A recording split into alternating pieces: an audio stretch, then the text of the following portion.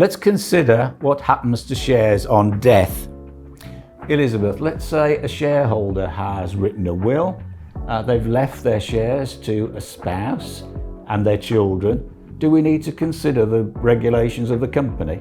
We certainly do. I think the key point here is that following the death of a shareholder, shares effectively need to be transferred as part of the administration of their estate, and the rules in the company documents about share transfers will apply. It might be that those transfers are provided for in the company documents and that effectively they're pre-approved so that no one can block them. Or it might be, alternatively, that someone should have a right to block the transfers. Finally, it might be intended that the surviving shareholder or shareholders will buy the shares at the relevant time.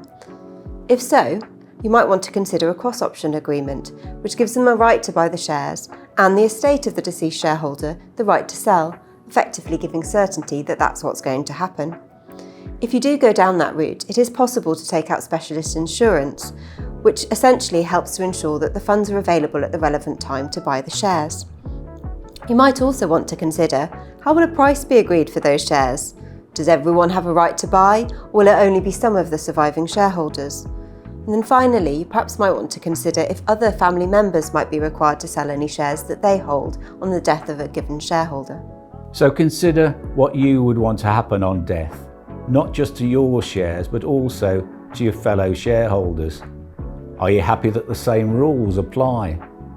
Then review any will that you've written, or consider putting one in place, and confirm there's nothing in the articles or any shareholders agreement which would prevent you carrying out your wishes.